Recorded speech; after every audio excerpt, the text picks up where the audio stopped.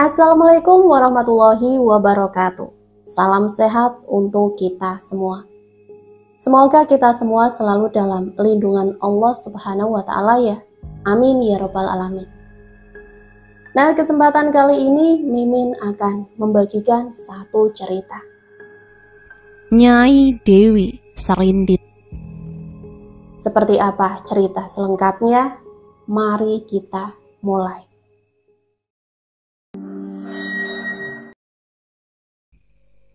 Dan aku akan datang untuk menuntut balas. Sakit hati yang kubawa sampai mati akan membawa petaka dan balasan bagi jiwa-jiwa yang tega menyiksa ragaku. Sakitnya akan kalian rasa sampai tetes darah penghabisan dan nyawa di kerongkongan. Suara langkah kaki seseorang lelaki keras menghentak lantai marmer di kediaman seorang nyai. Semua pelayan menunduk melihat kedatangan seorang tuan tanah yang tak lain adalah suami dari Nyai Dewi. Tatapan lelaki yang bernama Handoyo tajam ke arah Nyai yang sedang asik bermain bersama burung-burung serindit kesayangannya. "Dewi!" bentak Handoyo begitu melihat Dewi menatap ke arahnya. "Ada apa suamiku? Kenapa datang dalam keadaan marah-marah?" Nyai Dewi menatap suaminya, sendu. "Apa yang kau lakukan dengan Hartini?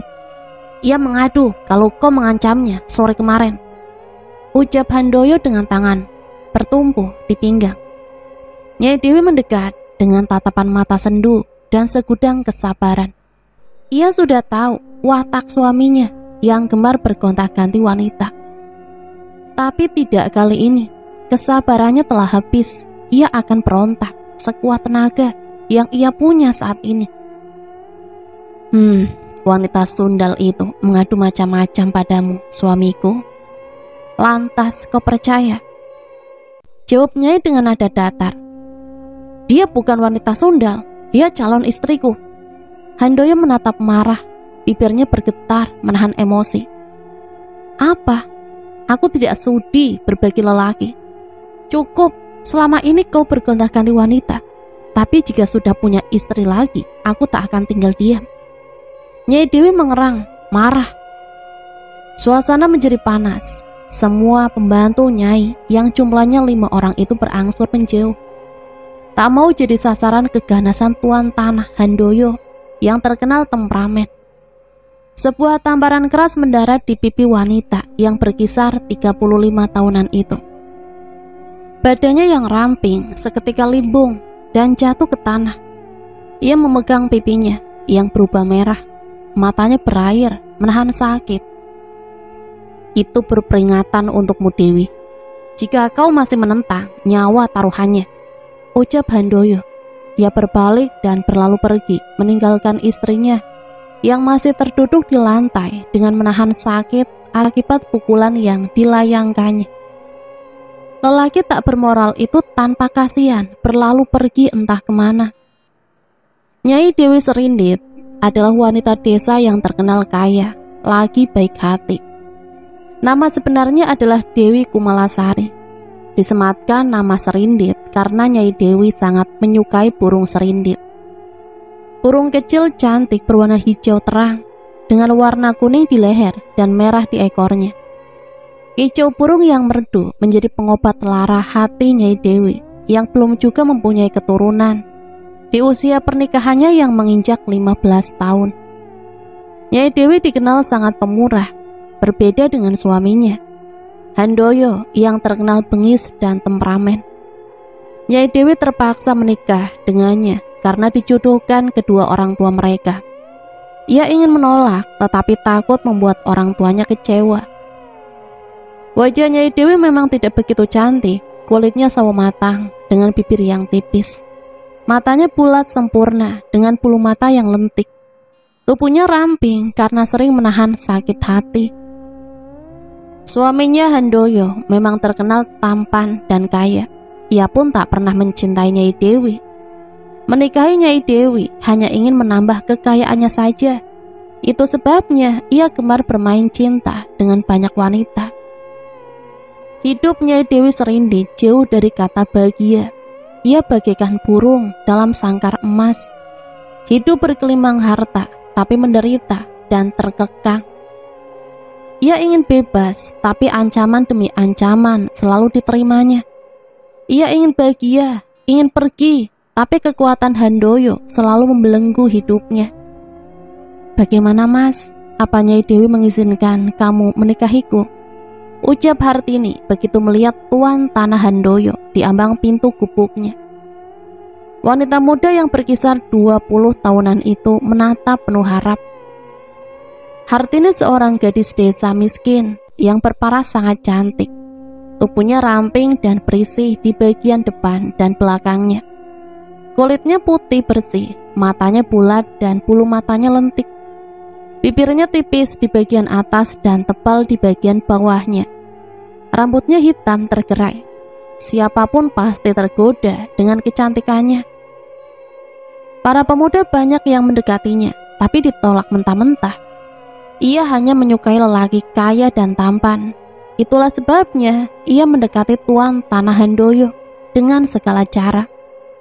Handoyo memang lelaki idamannya. Ia tak keberatan menjadi istri kedua daripada menjadi simpanan. Ia hanya mau menjadi istri yang sah. Dengan begitu warisannya pasti ia dapatkan. Handoyo sudah terlanjur jatuh hati. Pertemuan dengan sang gadis di tengah sawah 2 bulan yang lalu membuat Handoyo mabuk kepalang. Selain cantik, Hartini pandai memanjakan Tuan Tanah, hingga Handoyo begitu terpikat. Tidak, Dewi tak mengizinkanku menikah lagi. Handoyo merengut dan duduk di dipan dengan menghentak tubuhnya keram. Tak apa, untuk saat ini dia bisa menolak. Tapi aku yakin besok ia akan setuju. Jawab Hartini dengan sunggingan senyum di bibirnya. Maksudmu? Handoyo menatap tajam ke arah Hartini. Begini, Hartini mendekatkan bibirnya ke telinga Handoyo. Sebuah rencana disiapkan Hartini untuk membuat Nyai Dewi mengizinkan suaminya menikah lagi. Sebuah rencana yang pasti membuat Nyai Dewi berada dalam penderitaan yang lebih dalam. Handoyo mengulas senyum di wajahnya. Ia tak menyangka gadis desa yang miskin dan bodoh seperti Hartini bisa mempunyai ide cemerlang. Ia segera pamit dan bergegas pergi menuju rumahnya. Hatinya berbunga-bunga, ingin segera mempersunting gadis impiannya. Di sepanjang perjalanan Handoyo tak henti berdecak kagum.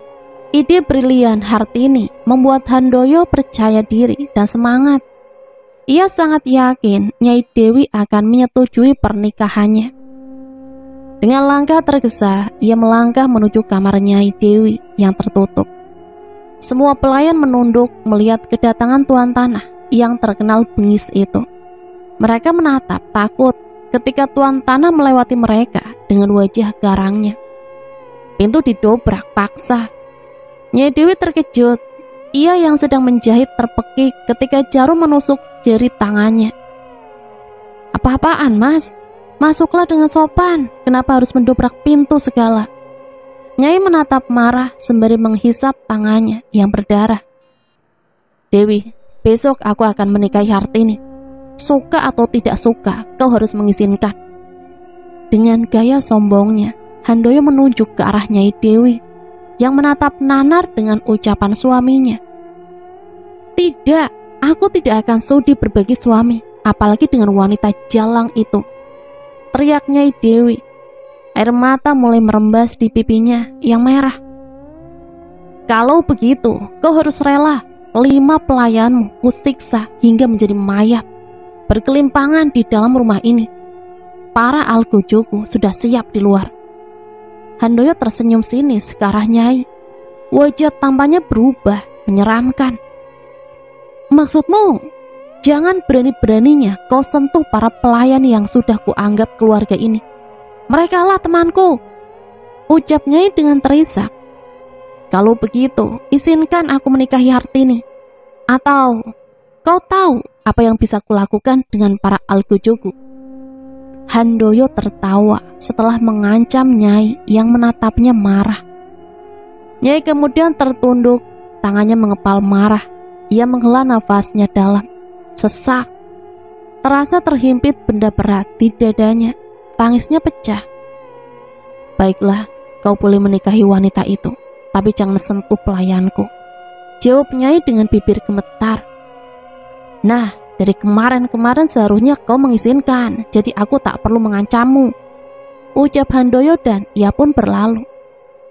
Nyai Dewi masih tertunduk, terpaku. Air matanya deras jatuh. Ia tak menyangka hidupnya semakin menderita. Hari ini adalah hari pernikahan Tuan Tanah Handoyo dan Hartini. Semua warga dan tetangga berkumpul penuh cita. Begitupun dengan pengantin yang selalu menebar senyum bahagia, kecuali Nyai. Wanita itu sedari pagi mengurung diri di kamar, meratapi nasib. Ia menangis tak henti hingga matanya sembab. Dari jauh ia melihat suaminya bahagia duduk bersanding dengan wanita lain. Berbeda dengan dirinya dulu, ia tak pernah melihat kebahagiaan dan senyum di wajah suaminya sedari dulu. Pesta berlangsung sangat meriah, semua bersorak-sorai hingga malam menjelang. Sana, pindah dari kamar ini, bentak Handoyo pagi itu. Di saat Nyai masih terlelap di atas peraduan, tangannya ditarik paksa. Nyai pun terhuyung jatuh ke lantai. Apalagi ini mas? Bukankah kamarmu dan istri barumu sudah ada? Nyai balas membentak. Ya, tapi tak seluas kamar ini. Pemandangan di sini juga lebih indah. Tangan Handoyo berdecak di pinggang. Iya mbak, di sini lebih indah, timpal Hartini, nyonya baru di rumah Nyai. Nyai menatap benci ke arah Hartini. Hartini seperti sengaja menampakkan kebahagiaannya di hadapan Nyai. Tangannya tak henti menggendeng tangan Handoyo, seolah enggan menjauh darinya. Nyai memalingkan wajahnya. Ia jijik melihat tingkah Hartini yang seolah ingin membuatnya sakit hati. Tanpa banyak kata, Nyai melangkah pergi, meninggalkan Handoyo dan Hartini yang terkikik penuh kemenangan. Tangannya mengepal, marah. Air matanya sempat tumpah, tapi segera ia seka. Ia tak mau terlihat lemah. Di keremangan malam, seorang gadis muda mengendap masuk ke dalam hutan. Ia datang menemui Mbah Wongso, dukun santet yang terkenal sakti mandraguna. Dengan ditemani dua algojo yang berbadan tinggi besar, wanita itu masuk ke dalam gubuk reot Mbah Wongso. Ada apa, Nduk? Kamu mampir ke gubuk Mbah, ucapnya begitu melihat wanita itu datang. Mantra Mbah memang hebat. Sekarang Tuan Tanah Handoyo sudah resmi mempersuntingku. Wanita yang tak lain adalah Hartini itu memuji Mbah Wongso. Mbah Wongso manggut-manggut dengan mengulas senyum. Lantas, apa keperluanmu datang lagi menemui Mbah, Nduk? Bukankah keinginanmu sudah menikah dengan Handoyo telah tercapai? Mbah menatap heran. Aku ingin menyingkirkan Dewi Serindit, Mbah. Aku tak ingin berbagi suami dan harta dengannya. Hartini menatap Mbah dengan tatapan tajam. Tamak sekali dirimu, Nduk. Tentu bisa aku lakukan dengan mudah, tapi ada syaratnya. Mbah Wongso menatap Hartini dengan wajah yang mengerikan. Syarat apa, Mbah? Ucapkan saja. Aku tak akan gentar. Hartini mengucap dengan penuh keyakinan. Syaratnya, kau harus tidur denganku, Hartini. Suara tawa Mbah Wongso menggelegar, membuat nyali Hartini berubah menciut. Ia jijik membayangkan tidur dengan aki-aki tua keriput bau tanah seperti Mbah Wongso. Membayangkan saja ia sudah bergidik ngeri. Hartini terdiam sesaat. Ia pun akhirnya mengangguk dan merelakan tubuhnya dijamah oleh lelaki tua busuk itu. Tak mengapa, asal harta Handoyo jadi miliknya seutuhnya. Baiklah Mbah, saya setuju. Asal wanita itu lenyap dari kehidupanku. Hartini mengangguk, pasti disertai tawa Mbah Wongso yang membahana. Air liur lelaki tua renta itu menetes, membayangkan bisa menikmati tubuh molek wanita cantik di hadapannya. Hartini digiring memasuki kamar gelap yang berbau tengik bercampur melati. Ia menutup hidung karena tak tahan oleh aroma yang aneh baginya. Hartini menatap ngeri kamar Mbak Wongso yang jauh dari kata bersih. Boneka santet bertebaran di lantai tanahnya. Darah hitam pekat berjejer rapi di dalam mangkok berwarna merah di meja. Tengkorak kepala bergantung di sudut ruangan. Hartini menutup matanya, takut. Jangan takut, Nduk. Nikmati saja pergumalan kita malam ini. Kita bukan hanya berdua, nanti ada pengikut Mbah yang turut serta. Dia akan menjadi penjagamu, dan Handoyo akan bertekuk lutut di hadapanmu. Mbah Wongso tersenyum simpul, penuh arti. Iya, Mbah. Hartini menjawab seraya naik ke atas dipan yang berdebu. Ia melepaskan semua kain yang menutupi tubuhnya. Mbah Wongso menatap tubuh molek Hartini dengan mata yang berbinar. Ia tak membuang kesempatan emas di hadapannya. Ia pun mulai menjamah dan menikmati tubuh wanita cantik tanpa balutan di hadapannya. Awalnya Hartini merasa jijik, tapi lama-lama ia mulai pasrah. Ia tak menyangka lelaki setua Mbah Wongso punya tenaga bak kuda. Mungkin karena Mbah Wongso tak sendiri, ia didampingi makhluk tak kasat mata peliharaannya. Pergumalan itu berakhir sebelum subuh. Hartini bersiap-siap pulang ke rumah. Takut Handoyo dan Nyai Dewi curiga. Mbah Wongso menatapnya puas. Kini Hartini yang merasa sangat kelelahan. Namun ia merasa sangat puas karena semua syarat telah ia tunaikan.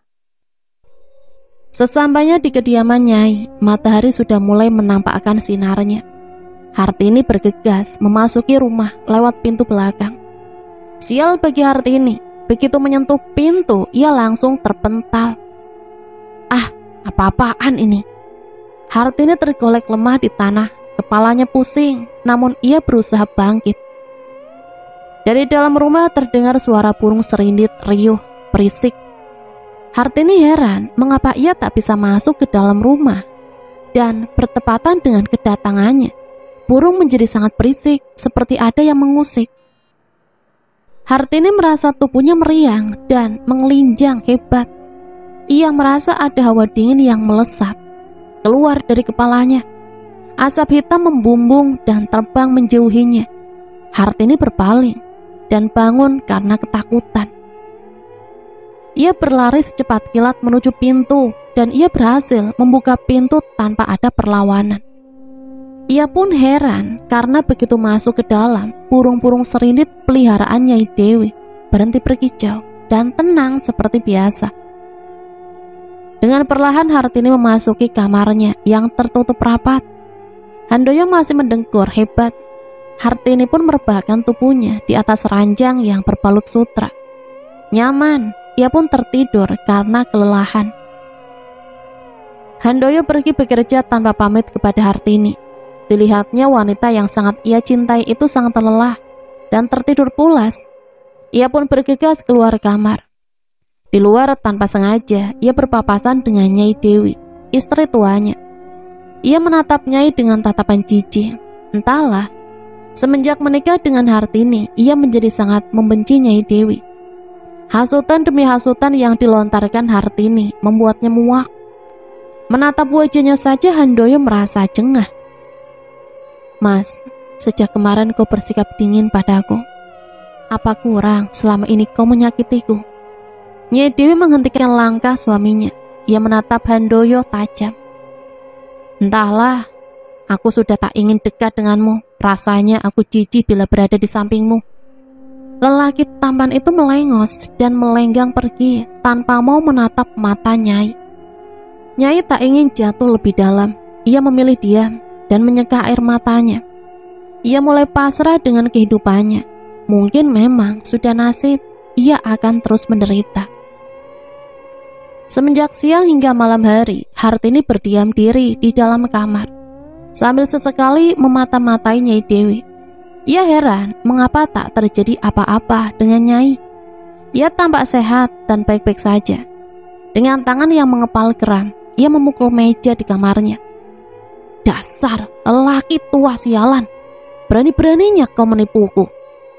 Makinya dengan bibir gemetar. Di kediaman Mbah Wongso terdengar hiruk-pikuk dan bunyi ledakan-ledakan kecil. Mbah Wongso berkomat-kamit merapal mantra setannya. Tubuh tua keriput itu jatuh tersungkur. Dari mulutnya keluar darah hitam segar. Dengan tertatih ia kembali bangun dan bersandar di dinding bambunya yang sudah mulai lapuk termakan usia. Sialan, ilmu hitamku tak mampu menembus rumah Nyai Dewi. Burung-burung serindit itu menjadi pakar gaib tanpa diketahui. Makin Mbah Wongso, matanya membulat sempurna menyeratkan kemarahan tiada tara. Nyai Dewi sedang asik bermain bersama-sama burung kesayangannya. Tawa bahagia terpancar jelas di wajahnya. Ia mulai bisa menerima kenyataan pahit dan berusaha ingin berdamai dengan keadaan. Walau pahit, ia mulai membuka hati untuk berbagi suami dengan Hartini. Namun, tawa itu seketika terhenti begitu melihat suaminya pulang membawa sebuah kotak merah kecil yang ditaksir berisi perhiasan. Di depan matanya ia melihat Handoyo dengan mesra mengecup pipi Hartini yang menyambut kedatangannya dan memberikan kotak merah yang sedari datang sudah ia genggam. Mata Hartini mengerling menatap ke arah Nyai seolah mengejek. Nyai memalingkan wajahnya segera. Ia muak melihat tingkah Hartini yang selalu memamerkan kemesraan mereka. Seolah tak punya hati. Di hadapan Nyai Dewi mereka sengaja saling berpagutan mesra. Seolah tak punya malu dilihat pelayan dan juga Nyai. Hati istri mana yang tidak teriris. Matanya mulai berembun. Tanpa melihat Handoyo yang sedang mabuk kepayang, Nyai Dewi berlari masuk ke dalam kamarnya yang kini berada di belakang, dekat dengan burung-burung kesayangannya. Ia menjatuhkan tubuhnya di atas ranjang yang berlapis sutra. Kamar yang indah, penuh pernak-pernik cantik, menjadi sangat membosankan bak penjara baginya. Ia benar-benar jengah, hatinya terlampau sakit. Selama 15 tahun bertahan tanpa cinta dan kasih sayang. Padahal ia sudah menerima dan mulai jatuh cinta dengan Handoyo. Handoyo tak pernah memperlakukannya sebaik ia memperlakukan Hartini. Tak pernah mengecup pipinya, apalagi bibirnya. Ia pun sangat jarang memberi nafkah lahir dan batin. Hanya jikalau angin segar datang, ia akan memberi. Nyai Dewi terisak, ia membekap wajahnya dengan bantal. Sakit, teramat sakit. Entah apalagi yang akan ia lalui. Ia ingin pergi, tapi kembali. Jika orang tuanya tahu, mereka pasti ikut sedih, dan Nyai tak ingin itu terjadi. Ia terus menangis hingga akhirnya ia terlelap karena lelah seharian menitikan air mata kesedihan. Pintu reot rumah Mbah Wongso didobrak paksa dua algojo penjaga Hartini. Dengan mencak-mencak, Hartini menghadapi Mbah Wongso yang sedang mengadakan ritual dengan khusyuk.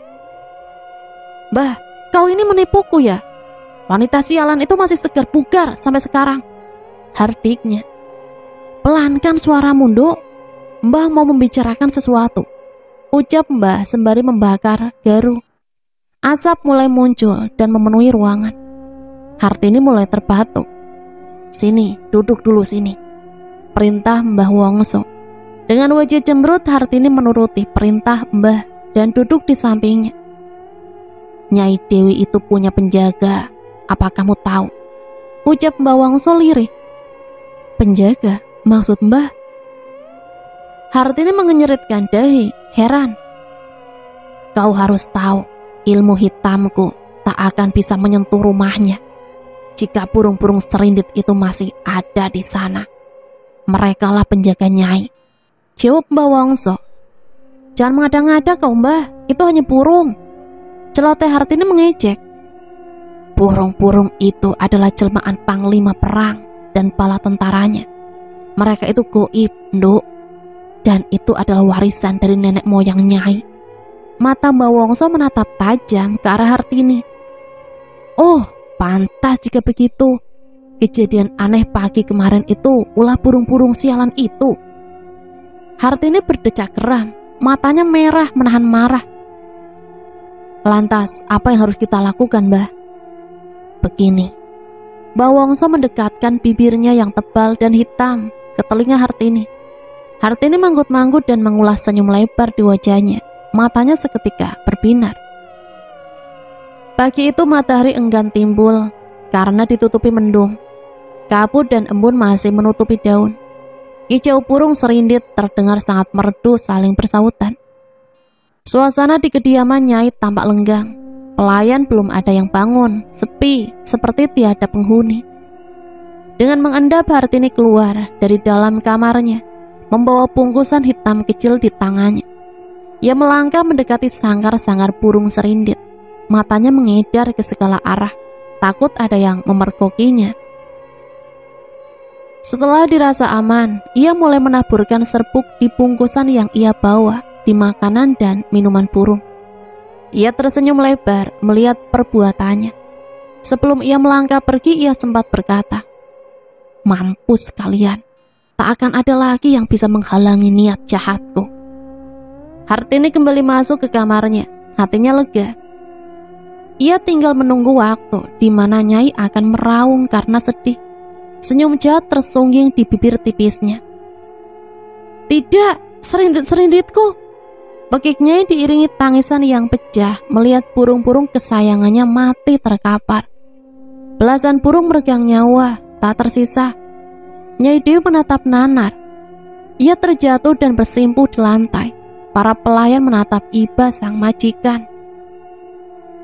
Handoyo yang mendengar pringsut bangun diiringi Hartini yang mengikuti dari belakang. Mereka bergegas menemui Nyai yang meraung karena sedih.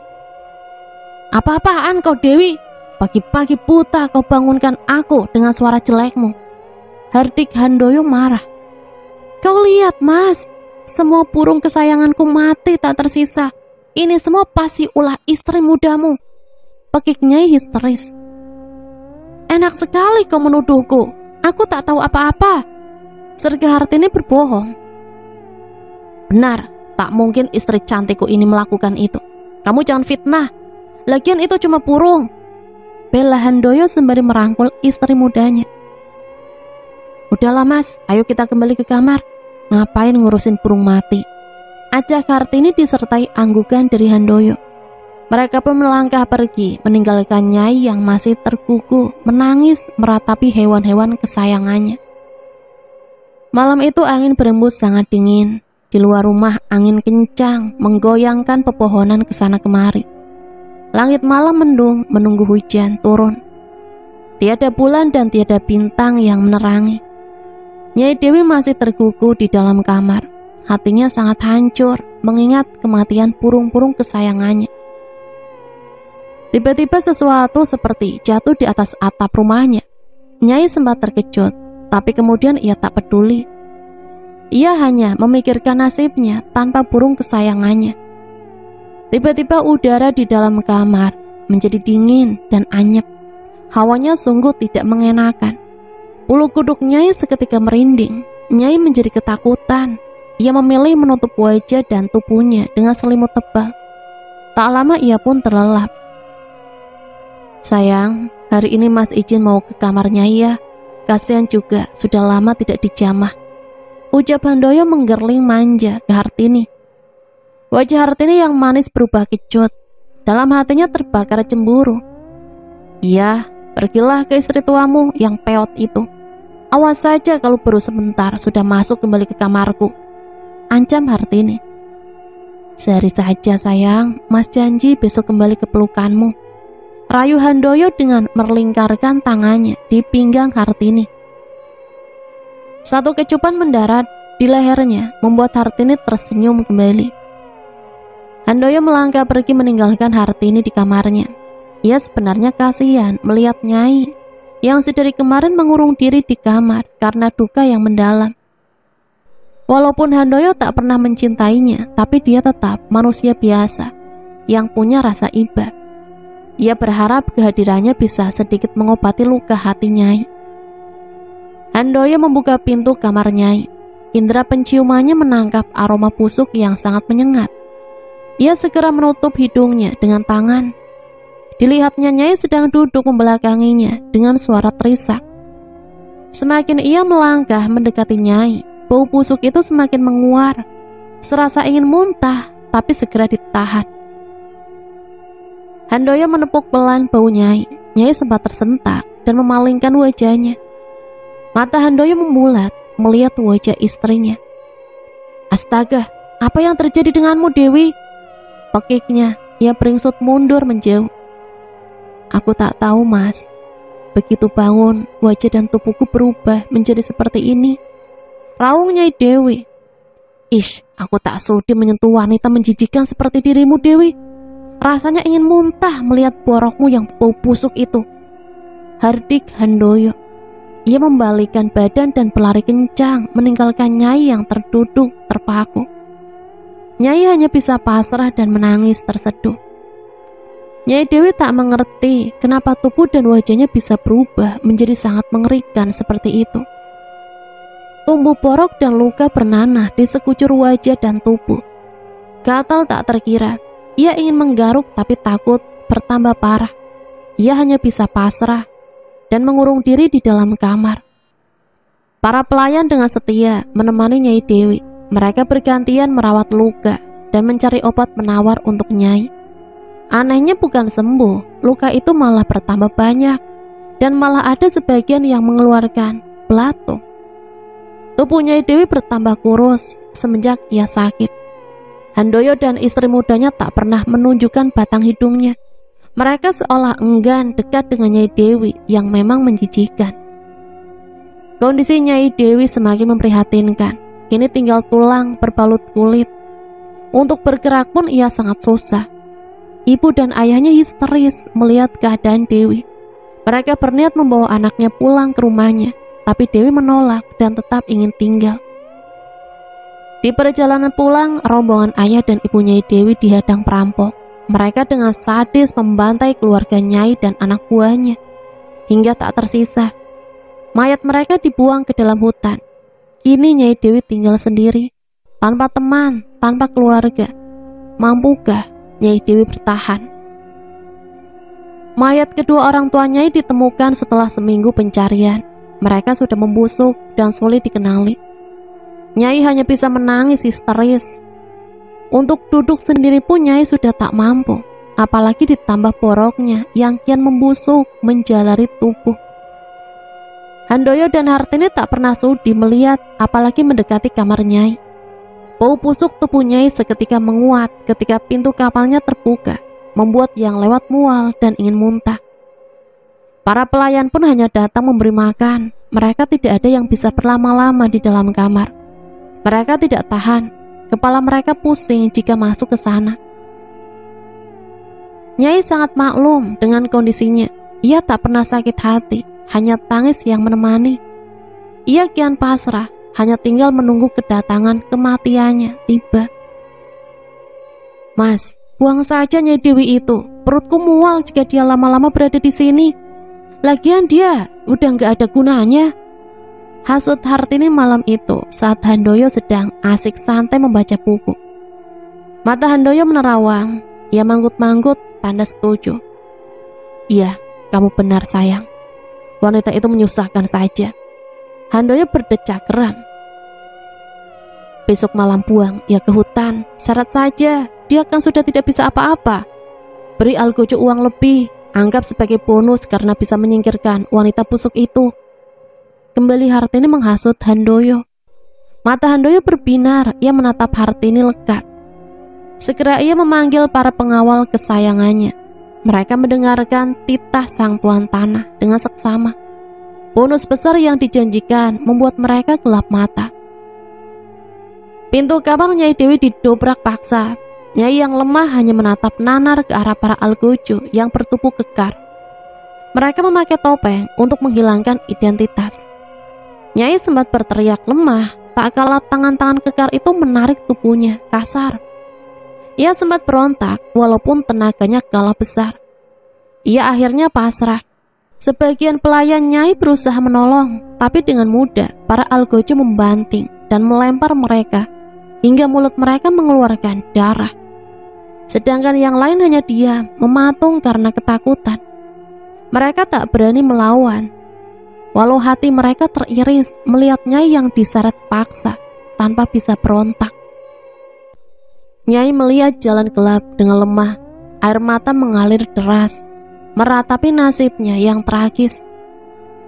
Dendam merasuki hatinya, hidupnya yang tak pernah bahagia menjadikannya jiwa yang terluka dalam. Ia berjanji ketika ia bisa bangkit, ia akan membalas semua sakit hatinya yang mereka beri. Derap langkah kereta kuda menggema di jalan sepi menuju hutan. Para algojo tertawa senang, memikirkan bonus yang akan mereka terima karena pekerjaan bagus mereka. Kereta kuda semakin dalam memasuki hutan. Setelah dirasa cukup, mereka memberhentikan laju kereta. Satu persatu algojo membuka penutup muka. Mereka tertawa terbahak menatap Nyai yang menatap mereka penuh benci. Nyai tak menyangka mereka adalah pengawal Handoyo yang sehari-hari makan dan bekerja di rumahnya. Tangan Nyai mengepal lemah. Tubuh Nyai dilempar begitu saja di atas tanah yang ditumbuhi ilalang. Gelap hutan tiada penerangan. Hanya ada sinar bulan yang masuk melalui celah daun-daun dari pohon yang menjulang tinggi. Nyai mengerang, kesakitan. Untuk berucap saja Nyai sudah tak mampu. Ia merasa nyawanya sudah di ujung raga. Para algojo segera pergi dengan tertawa, penuh kemenangan, tanpa rasa bersalah. Dan kasihan, mereka meninggalkan Nyai di dalam hutan, tanpa makanan dan penerangan. Hanya langkah kuda yang menghentak jadi teman sebelum akhirnya suara itu lenyap dari pendengaran Nyai. Nyai memejamkan matanya, ia kian pasrah. Untuk duduk pun ia susah. Nyai hanya terbaring menunggu nasib dan ajal kematiannya. Lama Nyai tertidur, hingga akhirnya ia mendengar suara langkah kaki yang diseret mengenai dedaunan kering dan menginjak ranting tak jauh dari tempatnya berbaring. Nyali Nyai semakin ciut tak kala ia mendengar auman harimau menggema mendekatinya. Samar-samar Nyai melihat sang raja hutan mendekatinya.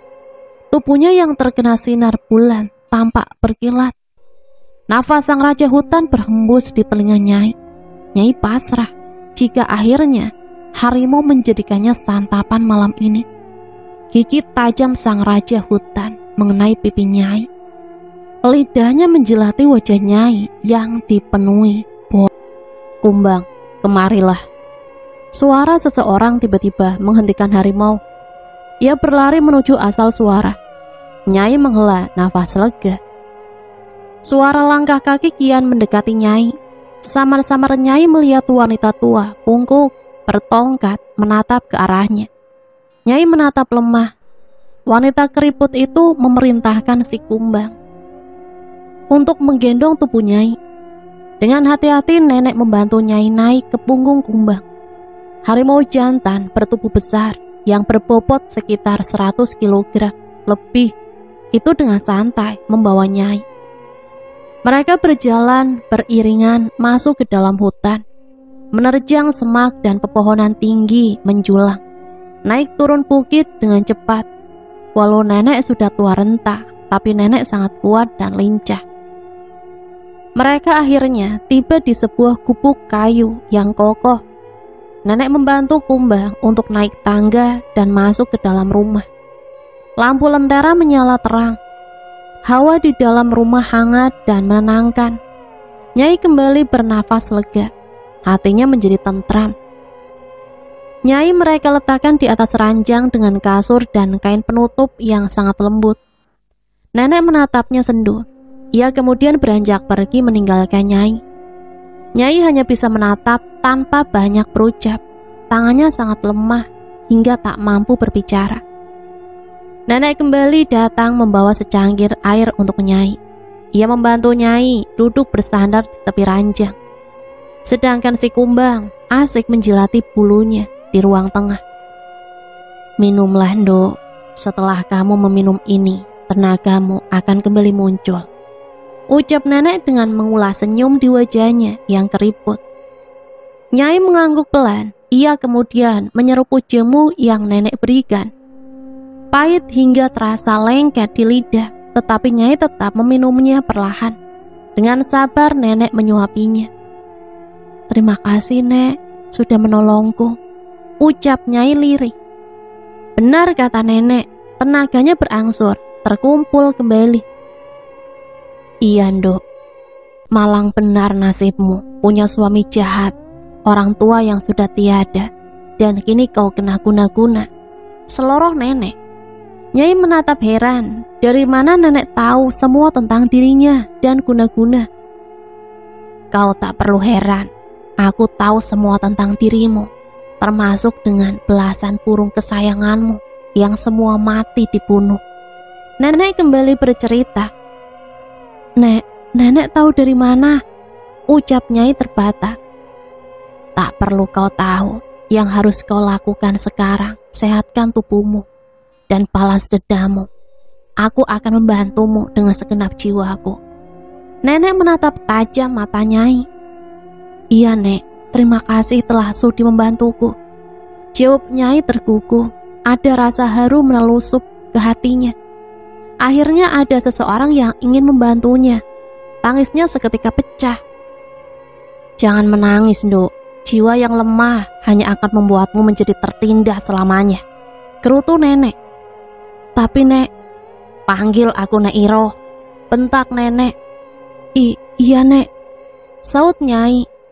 "Sekarang kamu istirahat dulu, Nduk. Pulihkan tenagamu dulu, besok kita obati semua lukamu." Baik, Nek," jawab Nyai seraya menunduk, takut.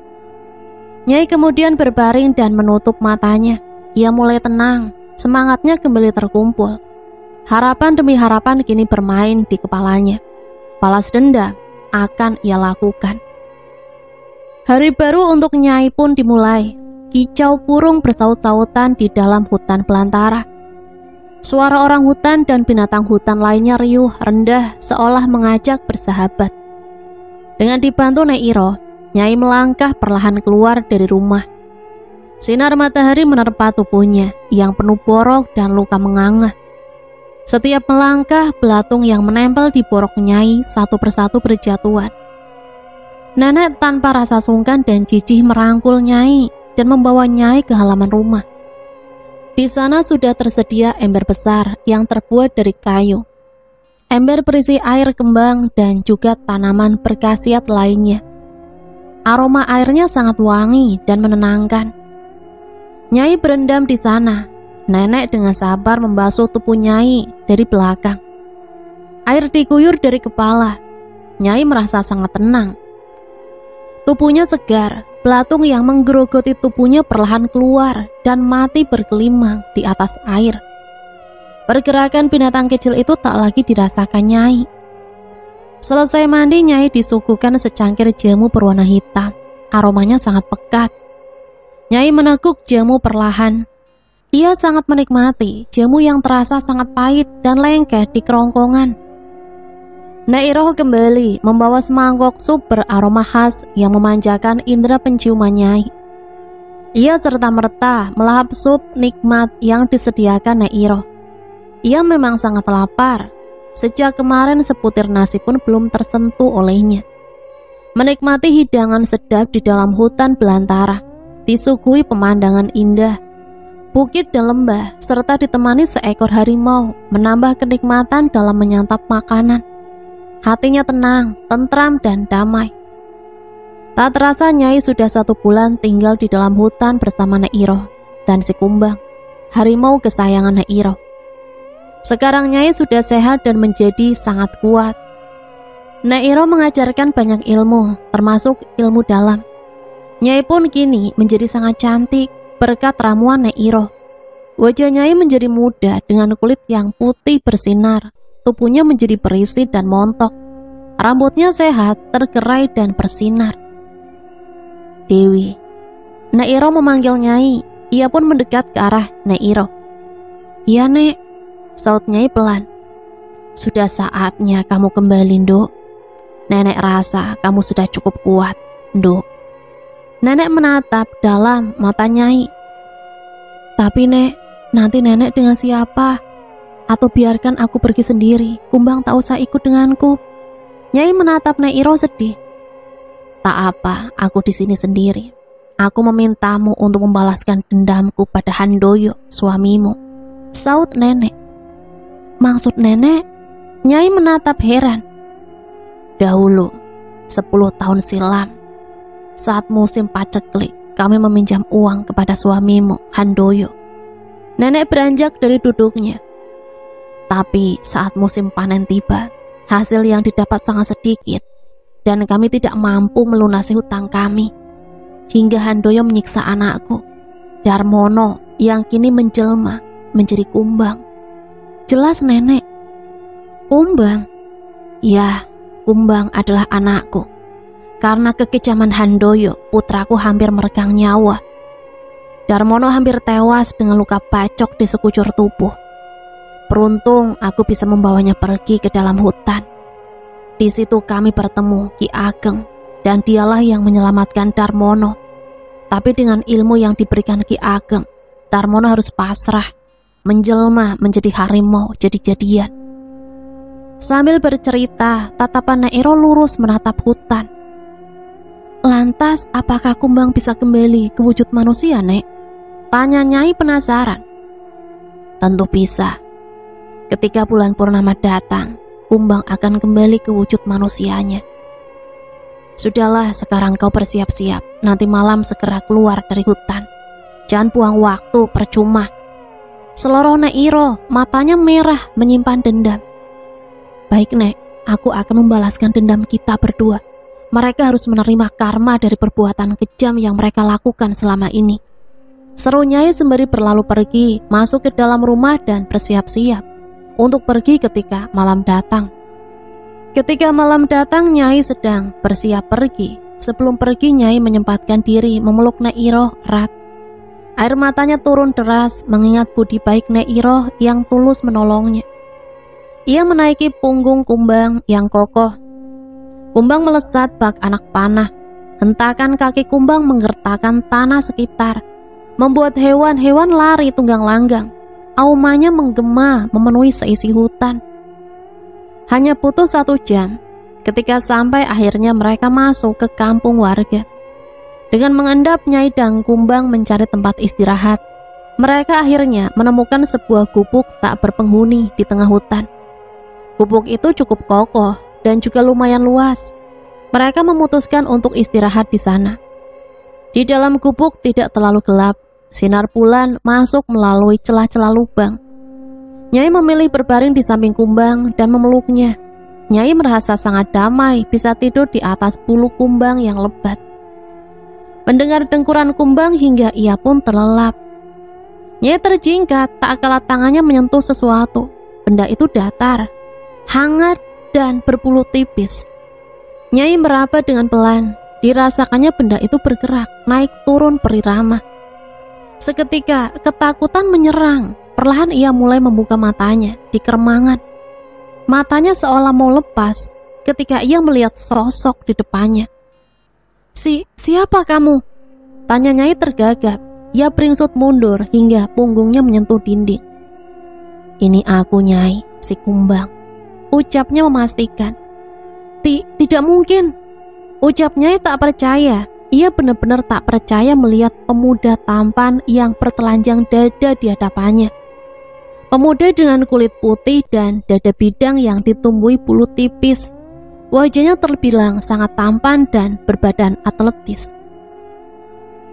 Darmono, ucap Nyai lirih. Pemuda itu mengangguk cepat. Ia kemudian membuka pintu. Dari dalam terlihat sinar bulan yang sangat terang. Bulan besar sempurna dengan sinar yang terpendar memecah langit malam yang gelap. Malam ini malam purnama. Setiap malam ini datang, aku akan berubah wujud menjadi manusia hingga bulan purnama berikutnya. Serunya, ia kemudian berjalan mendekati Nyai. Kita bersama akan menuntut balas. Besok kita akan mencari rumah di desa. Kau bisa memperkenalkanku sebagai kakak. Aku yakin Handoyo tidak akan mengenaliku. Karena dulu aku sangat hitam dan lusuh. Ia menatap tajam ke arah Nyai. Jarak mereka hanya sejengkal. Nyai menatap dengan jantung yang berdebar kencang. Baru kali ini ia menjumpai lelaki setampan ini. Nyai mengangguk pelan. Darmono seketika bangkit dan berbalik menjauhi Nyai. Ia memilih tidur jauh dari Nyai, sedangkan Nyai kemudian berbaring membelakangi Darmono. Pagi pun tiba. Nyai dan Darmono berjalan beriringan memasuki desa, tempat di mana Nyai dilahirkan. Kenangan pahit dan indah terukir di sana. Nyai sempat ragu tak kala dirinya berpapasan dengan warga sekitar. Ia takut mereka masih mengenalinya. Nyatanya warga yang melihatnya melintas hanya menganga dan larut akan pesona Nyai Dewi yang sangat cantik. Yang wanita pun tak kalah terpesona dengan ketampanan Darmono. Mereka seperti terhipnotis.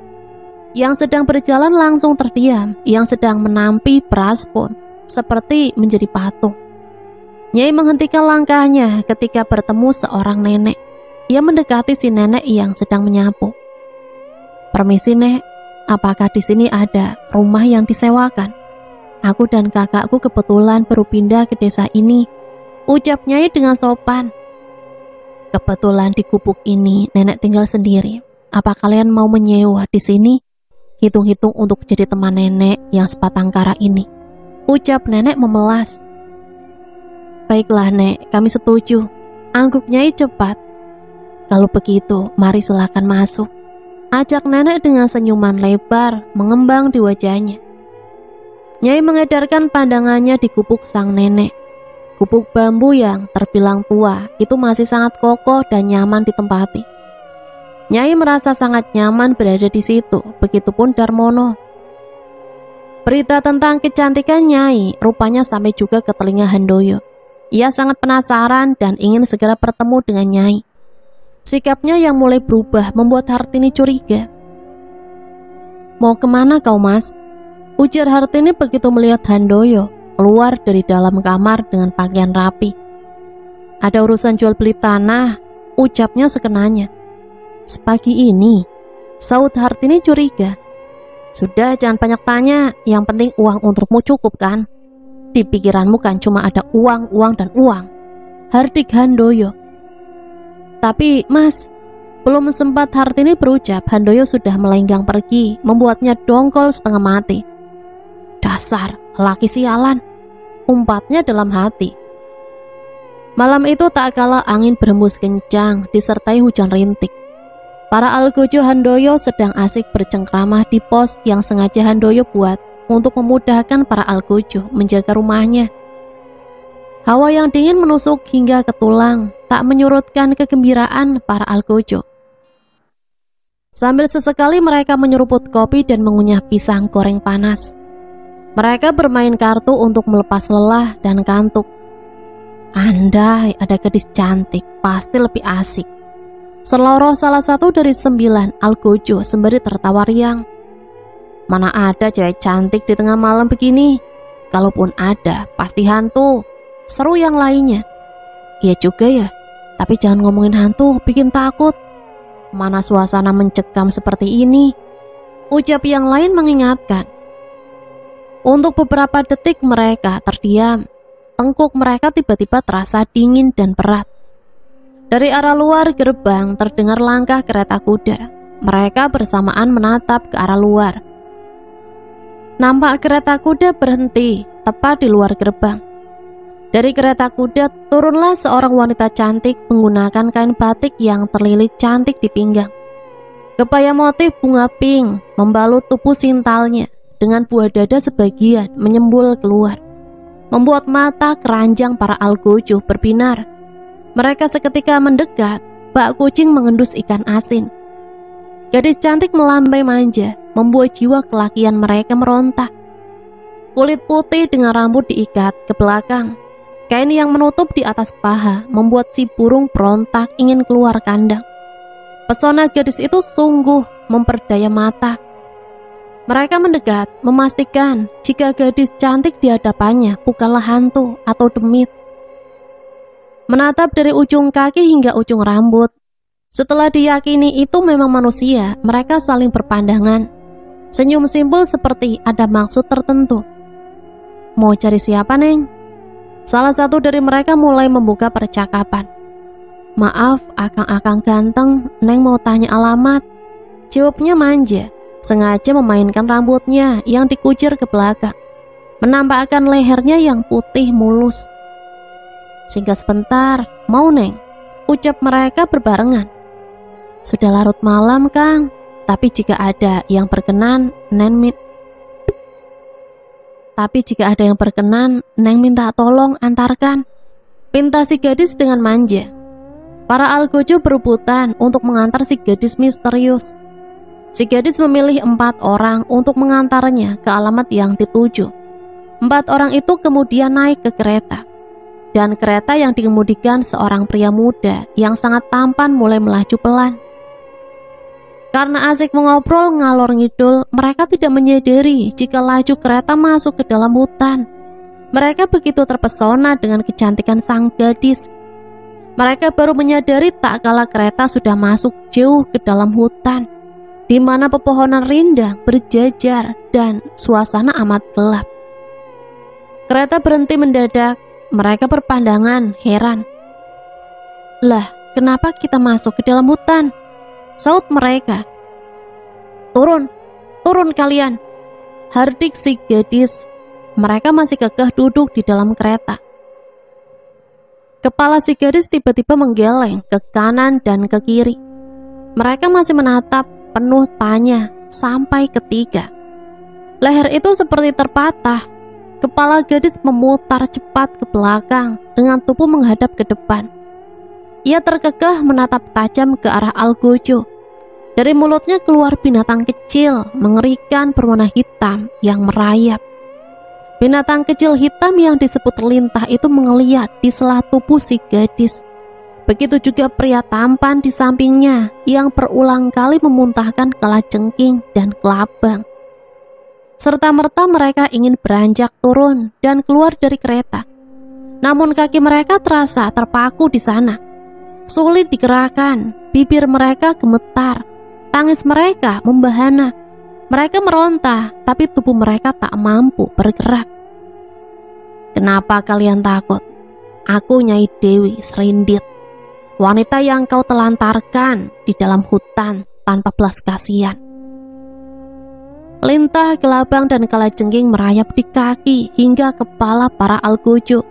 Mereka hanya bisa pasrah dan menatap ngeri binatang kecil melata yang beranjak masuk ke dalam lubang telinga, hidung, dan mulut mereka. Mereka merasa sangat kesakitan ketika binatang-binatang itu dengan ganas berjalan merayap di antara kulit dan tenggorokan mereka. Tubuh mereka bergetar hebat. Kepala gadis yang ternyata Nyai itu kembali menghadap ke depan. Kereta kembali berjalan keluar hutan dengan tawa yang membahana. Tubuh keempat algojo diantar ke rumah masing-masing. Tatapan mereka kosong dengan suara yang tercekat. Mereka diletakkan di depan rumah masing-masing dengan tubuh yang masih kaku dan tidak bisa bergerak. Pagi-pagi Handoyo telah dikejutkan dengan sakitnya 4 orang algojo kesayangannya. Ia tak habis pikir, keempat orang penjaganya itu punya sakit yang sama.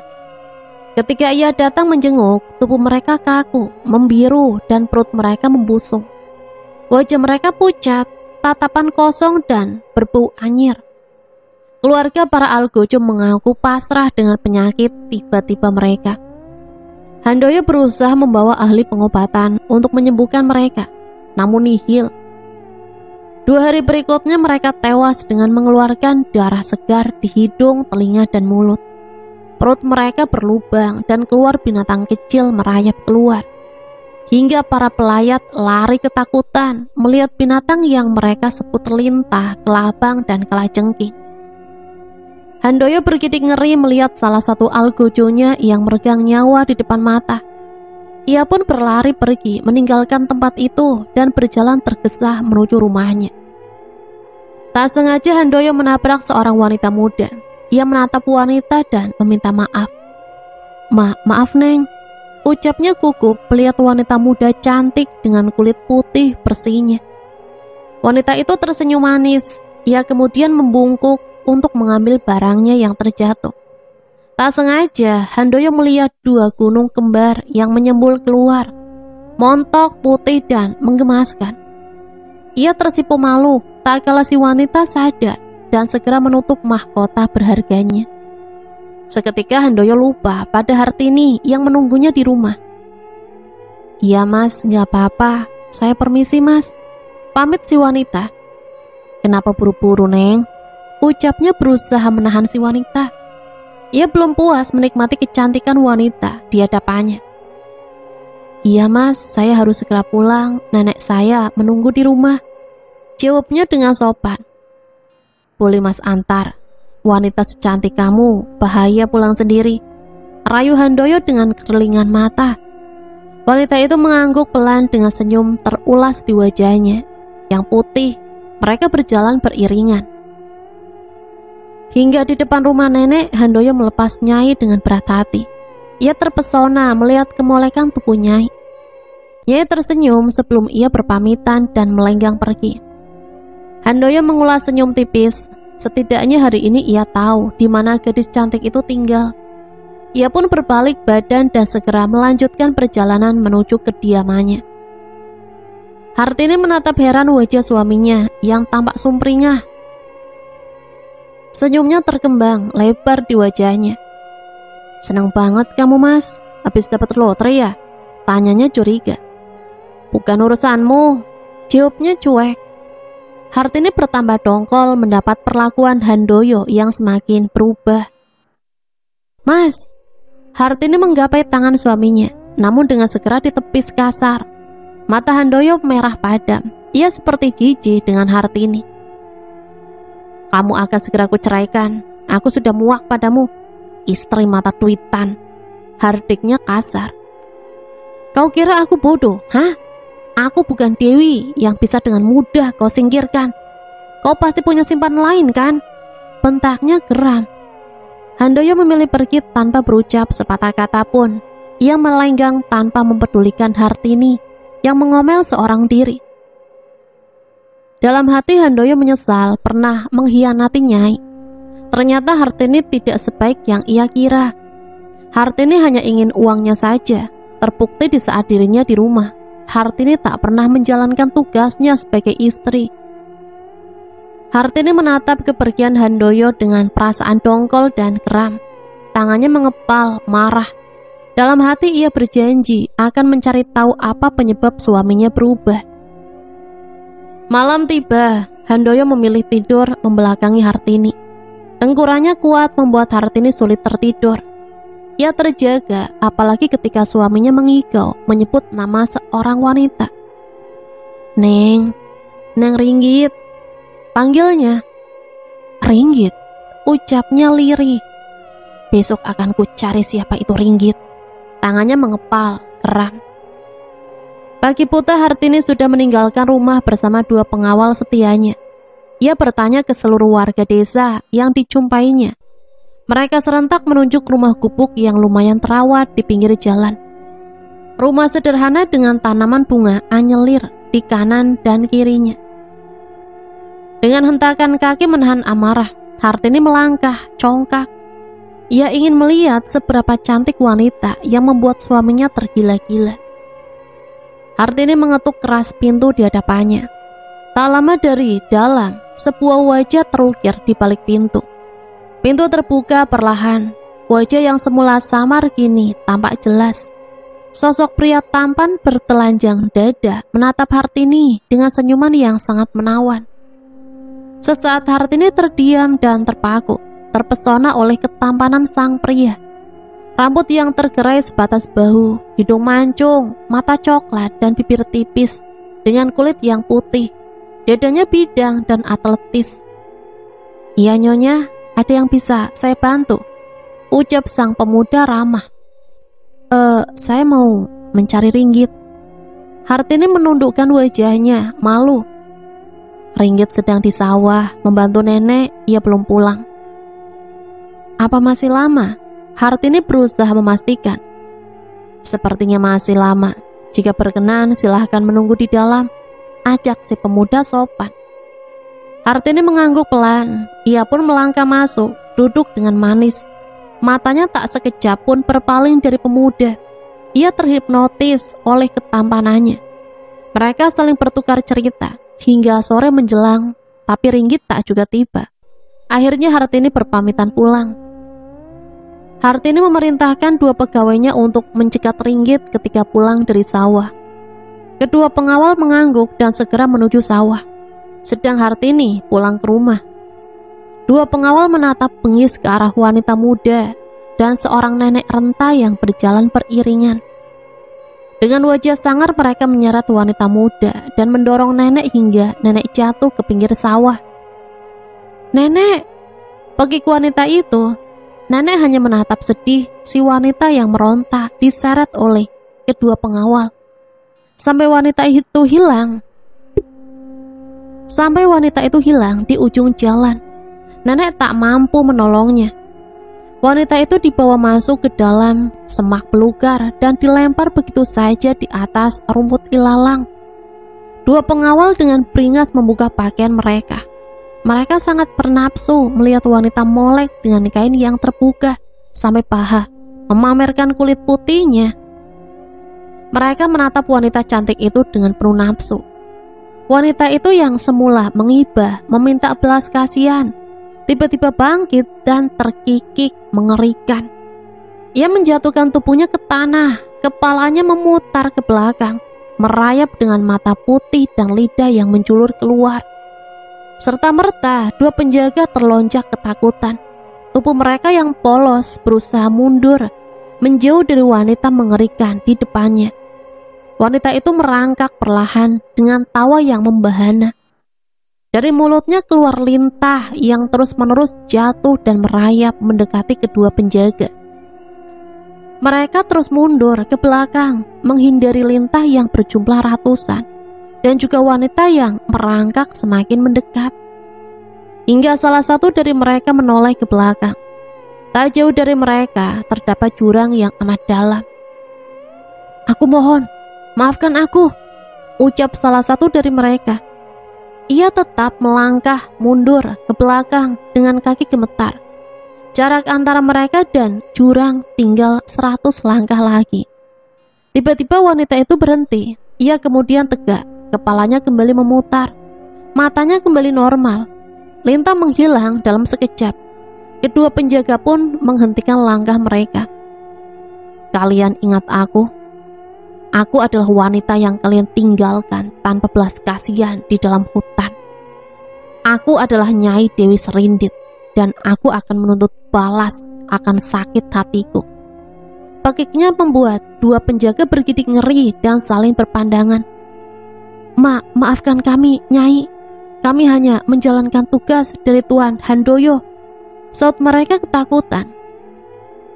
"Kalian meminta belas kasihanku. Di mana belas kasihan kalian kala itu? Aku yang sudah lemah, kalian tinggalkan begitu saja di dalam hutan. Kalian kejam." Mata wanita itu berubah menjadi merah dan mengeluarkan darah. Tubuhnya perlahan melayang ke udara. Ia menatap tajam dan menunjuk ke arah 2 penjaga yang tubuhnya gemetaran menahan takut.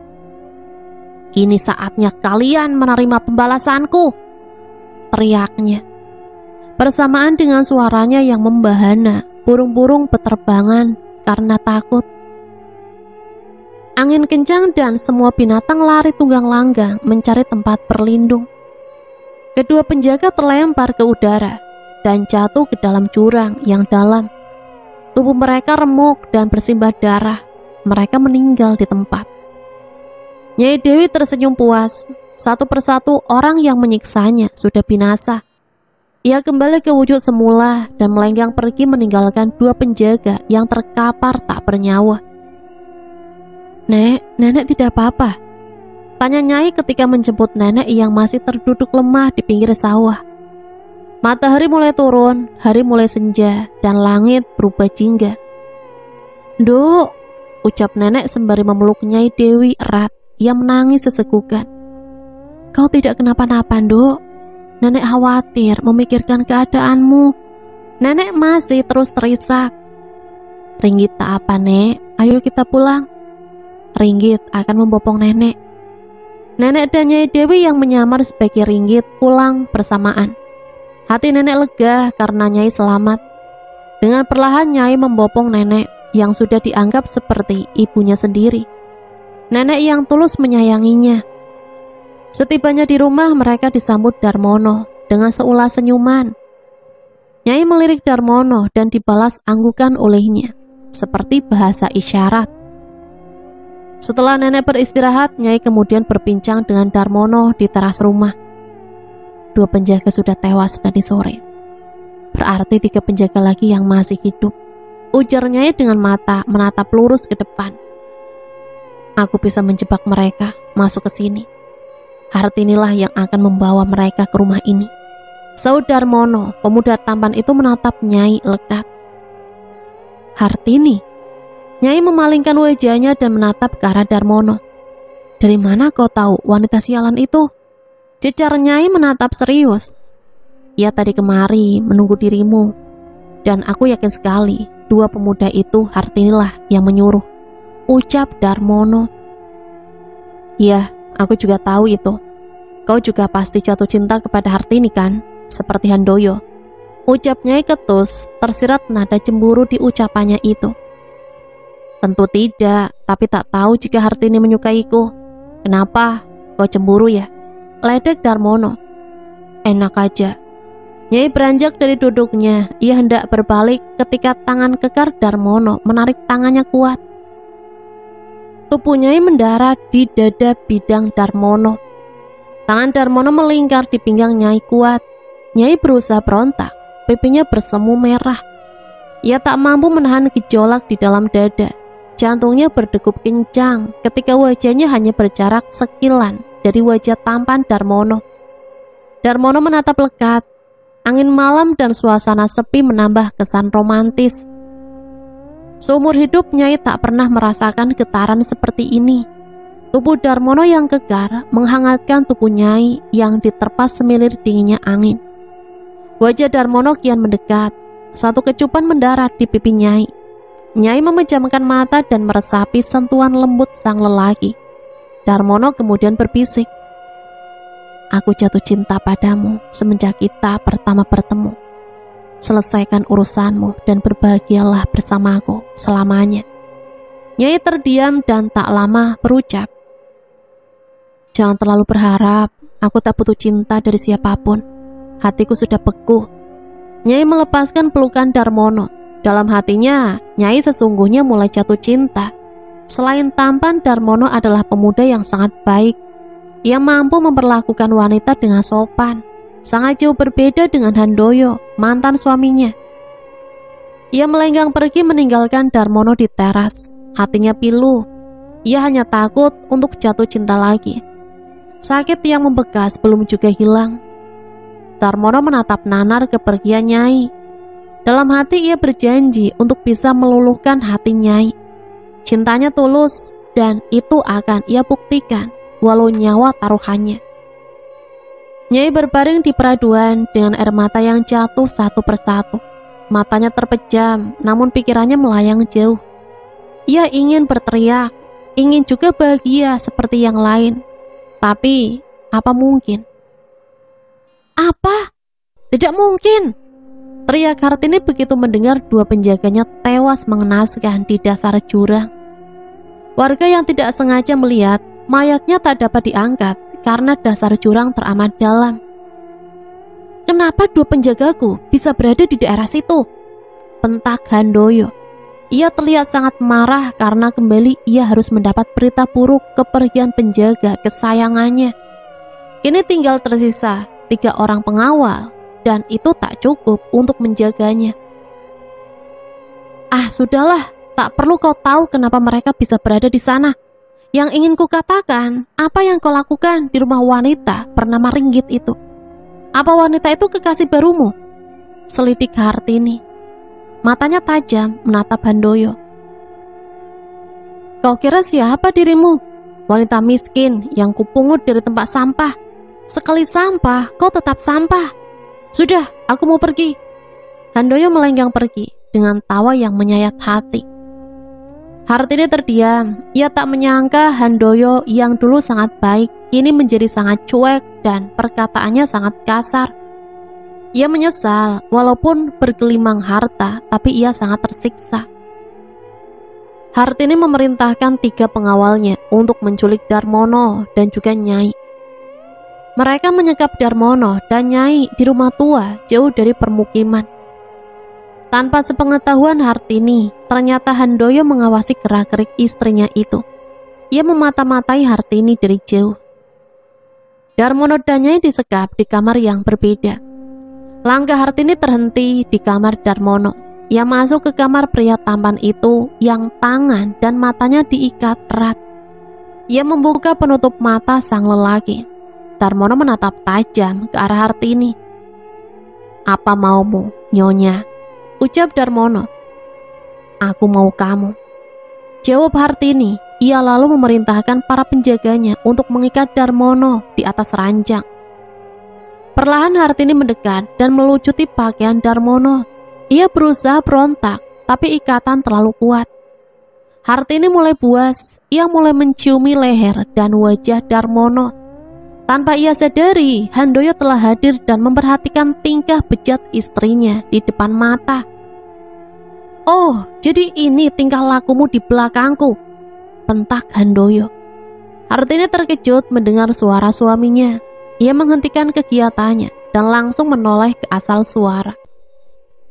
"Mas, aku bisa jelaskan ini." Hartini berusaha membela diri. "Tak perlu, hari ini juga kau akan kuceraikan," bentak Handoyo geram. "Tidak mas, aku tak mau bercerai denganmu," ucap Hartini sembari berlutut di kaki Handoyo. Pintu kamar sebelah tempat Nyai disekap berbunyi kencang, seperti didobrak paksa. Mereka saling bertatapan heran. Suara langkah kaki nyaring terdengar menuju kamar tempat Hartini dan Handoyo berada. Para penjaga berkumpul di kamar Handoyo dengan tatapan heran. Suara langkah kaki siapa yang kiranya menuju ke sana? "Ayo kita akhiri sandiwara ini." Semua mata tertuju pada wanita yang tiba-tiba berdiri di ambang pintu. Wanita itu tersenyum sinis menatap Handoyo dan Hartini yang masih dalam posisi bersimpuh. "Ringgit," ucap Handoyo lirih. Bagaimana kau bisa?" Hartini tergagap. "Mudah sekali bagiku untuk melepaskan diri dari ikatan tali. Sayangku, Hartini, jangankan tali, rantai pun bisa putus dengan kekuatanku," bagi Nyai memegahkan telinga. "Ya, mudah bagi kami untuk melepas dari benda lemah seperti itu." Kini Darmono sudah berada di belakang Nyai. Dengan senyum simpul melipat kedua tangan di dadanya. "Darmono, bagaimana kau?" Hartini terheran-heran mendapatkan Handoyo kini berada di hadapannya. Sejak kapan ia di situ? Bukankah ia sejak tadi terbaring lemah di atas ranjang dengan tangan dan kaki yang terikat? "Ringgit." Lagi-lagi Handoyo menyebut nama Ringgit pelan. "Ringgit, aku bukan Ringgit. Aku Nyai Dewi Serindit, wanita yang kau buang dengan kejam di dalam hutan, istri yang kau sia-siakan," bagi Nyai dengan tatapan marah ke arah Handoyo. "Tak mungkin, Dewi sudah mati," jawab Handoyo marah. "Kalau kau memang Dewi, kali ini kau harus mati di tanganku. Pengawal, habisi mereka." Suara Handoyo terdengar lantang. Belum sempat para penjaga mendekat, kepala Nyai memutar dengan cepat. Wajah yang semula rupawan menjadi keriput seperti nenek-nenek. Mata berubah putih dengan rambut tergerai panjang. Kaki Nyai mengambang di udara. Penjaga yang semula ingin maju beranjak mundur ketakutan. "Nikmatilah pembalasanku," ucap Nyai. Dari mulutnya keluar peratusan lintah binatang hitam mengkilat, meliuk-liuk berjatuhan, merayap perlahan mendekati para penjaga. Penjaga yang terpojok menginjak-injak binatang melata itu. Namun ratusan lintah mampu menembus dan dengan mudah merayap ke tubuh penjaga. Lintah menempel kuat dan sulit dilepaskan. Binatang itu masuk ke dalam lubang hidung, telinga dan mulut bersamaan, hingga penjaga terjatuh dan meregang nyawa. Handoyo dan Hartini bergidik ngeri. Mereka beringsut mundur ketakutan. Hartini memeluk Handoyo kuat. Darmono melangkah maju. Malam ini bulan purnama bulat sempurna. Darmono mengaum. Dari tangannya tumbuh bulu-bulu halus. Wajahnya yang semula sangat tampan berubah menjadi wajah harimau. Tangannya yang kekar menjadi tangan harimau yang berkuku tajam. Binatang buas itu berjarak sekitar 5 meter dari Handoyo dan Hartini. Mereka terpojok. Tak ada jalan lain selain meminta maaf. Maafkan, aku, Dewi. Aku tahu, aku bersalah padamu, ucap Hartini mengibah. Ia melepaskan pelukannya dari Handoyo. Ia melangkah mendekati Dewi yang menatapnya penuh amarah. Tanpa mereka sadari, tangan jahil Hartini berhasil mengambil parang panjang milik penjaga yang sudah tewas. Mudahnya kau meminta maaf. Kaulah penyebab penderitaanku, bentak Nyai. Iya, aku sadar itu, jawab Hartini. Ia semakin mendekat hingga jarak mereka hanya tinggal sekilan. Nyai menatap musuhnya itu dengan jijik. Aku minta maaf, tapi... Seketika, parang yang dibawa Hartini melesat di leher Nyai. Dalam sekejap kepala Nyai lepas dengan tubuh yang masih melayang. Darah segar mengucur deras di leher yang terpotong, muncrat hingga membasahi lantai. Matilah kau Nyai sialan, tamat riwayatmu. Hartini tertawa senang. Kumbang mengaum sedih. Dengan lunglai ia mendekati kepala Nyai yang menggelinding tak jauh dari tempatnya berdiri. Tubuh Nyai yang melayang jatuh ke lantai. Hartini, lihat itu. Handoyo menunjuk tubuh Nyai yang tiba-tiba duduk dengan tangan yang bergerak ke sana kemari, seperti mencari sesuatu. Tubuh tanpa kepala itu terlihat amat mengerikan. Lelaki pengecut itu mundur ke belakang hingga menyentuh dinding. Kumbang yang sedari tadi dekat dengan kepala Nyai menggigit dan membawa kepala itu dekat dengan badannya yang sudah terduduk. Tangan itu segera menggapai kepalanya dan kepala kembali menyambung dengan lehernya. Darah seketika berhenti. Matanya kembali terbuka dengan senyum yang menyeringai menatap Hartini, musuh bebuyutannya. Tubuh itu kembali tegap dengan perkasanya. Hartini menatap penuh kengerian. Tubuhnya gemetar dengan keringat yang mengucur deras. Kau kira bisa dengan mudah membunuhku? Hah? Tidak segampang itu, wanita jalang. Pekiknya marah. Rasakan ini Hartini. Tibalah buah dari kejahatanmu selama ini. Nyai Dewi menyemburkan darah ke arah Hartini. Hartini tak kuasa mengelak. Darah membasahi wajah dan tubuhnya, menyebabkan sekujur tubuhnya merasakan gatal yang teramat sangat. Hartini menggaruk sekuat tenaga hingga tubuhnya luka dan mengeluarkan darah dan nanah segar. Hartini menatap Handoyo meminta pertolongan, tetapi lelaki itu hanya diam, mematung tanpa berbuat apapun. Tolong aku mas, bawa aku pergi dari sini, ucap Hartini mengibah. Hartini terus menggaruk hingga luka di sekujur tubuh. Mana mau lelaki pengecut itu menolongmu. Lebih baik kalian mati bersama-sama agar hidup kalian bahagia di sana, ucap Nyai dengan senyuman yang khas. Kumbang hanya menatap, ia tak berani ikut campur, ini bukan urusannya. Nyailah yang pantas menuntut balas atas sakit hatinya. Kembali dari mulut Nyai keluar binatang-binatang menyeramkan, merayap cepat. Lintah, kelabang, dan kalajengking merayap mendekati Hartini dan Handoyo. Hartini berusaha menghindar, namun naas. Binatang itu lebih cepat dari perkiraannya. Ia harus pasrah ketika binatang itu merayap, memasuki lubang hidung, telinga, dan mulutnya. Hartini menggelepar di lantai, menahan sakit yang teramat sangat. Binatang itu mencapik-capik organ dalam dan menghancurkannya. Tak menunggu lama, ia pun tewas dengan mata yang melotot, mulutnya mengangah. Handoyo menatap mengeri binatang hitam yang disebut lintah, merayap mendekatinya. Ia menatap Nyai dengan tatapan mengibah, mengharap Nyai mau memaafkannya. "Maafkan Mas, masalah, Mas mohon." Pintanya berurai air mata. Nyai hanya menatap dengan senyuman sinis tanpa mau menjawab. Ia pun melihat kematian tragis mantan suaminya yang tengah menyiksa dan membuangnya.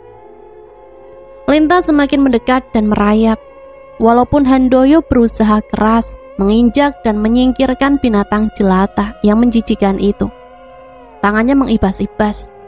Namun binatang itu tetap lengket dan terus menggigit Handoyo kuat. Mereka menghisap darah Handoyo hingga Handoyo pucat kehabisan darah. Sebagian lagi masuk melalui mulut dan telinga. Handoyo hanya bisa pasrah ketika binatang itu dengan buas mencabik isi perutnya. Nyai Dewi menatap puas kematian Handoyo di depan matanya. Tiada iba, ia lega karena dendamnya sudah terbalaskan. Nyai menatap Kumbang. Kumbang mendekat dan menjilati tangan Nyai. Ia kemudian naik ke punggung Kumbang seraya berbisik, "Ayo kita pulang, sayang. Kita akan bahagia tanpa menyakiti orang lagi." Kumbang mengangguk. Ia pun melesat meninggalkan rumah tua yang penuh dengan bangkai orang-orang jahat dan licik tanpa ingin memandang ke belakang. Terang bulan purnama menemani perjalanan Nyai dan Kumbang kembali pulang ke dalam hutan. Sinar bulan yang berpendar menerpa dedaunan di hutan menambah suasana romantis. Nyai memeluk Kumbang dengan erat. Ia merasakan kehangatan yang tiada tara.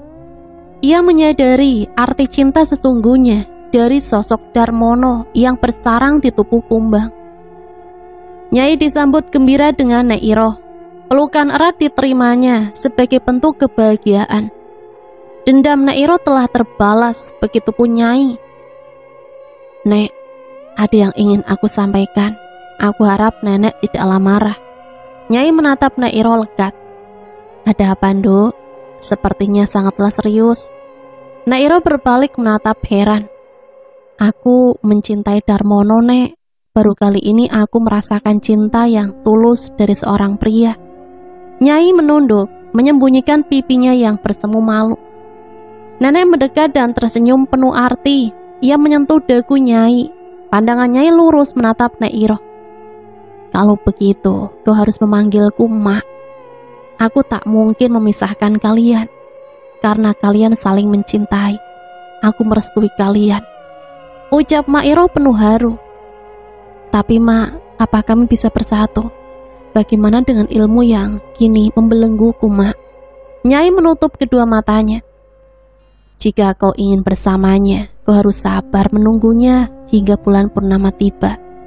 Sayangnya ilmu itu sudah merasuk ke dalam tubuhnya, sama seperti Darmono. Kau harus tinggal di dalam hutan selamanya agar kau tak menyakiti orang lain lagi." Ucap Mak panjang lebar. "Iya Mak, aku mau. Aku juga tak ingin menyakiti orang lain lagi," janji Nyai. Bulan purnama berikutnya pun tiba. Nyai sudah berdandan secantik mungkin untuk bertemu pujaan hatinya, Darmono. Nyai menatap kedatangan Darmono dengan sukacita. Nampak jelas di raut wajahnya yang merona merah. Darmono yang semakin tampan memeluk Nyai dengan sangat erat. Ia begitu bahagia, cintanya disambut dengan tangan terbuka. Tanpa pikir panjang, Darmono meminta Nyai untuk menjadi istrinya. Nyai tentu saja menerima lamaran Darmono. Walaupun ia tahu tak selamanya ia bisa bertemu dengan Darmono yang tampan setiap waktu. Ia rela hidup di hutan dan mengabdi kepada Darmono, calon suaminya, dan Mak Iroh dengan sukacita. Akhirnya Nyai bisa merasakan arti cinta dan kebahagiaan sesungguhnya. Ia kini sangat bahagia, walaupun tinggal di pedalaman hutan yang jauh dari kehidupan manusia. Hidupnya kini nyaman, damai dan tenang bersama orang-orang yang dikasihinya. Hidup abadi tanpa harus menyakiti. Nah teman-teman, itulah akhir cerita yang bisa Mimin bagikan. Semoga cerita ini bisa kita ambil pembelajarannya ya. Ambil positifnya dan buang jauh-jauh hal negatifnya. Sampai di sini Mimin pamit undur diri, mohon maaf apabila banyak salah kata. Akhirul kalam, wassalamualaikum warahmatullahi wabarakatuh.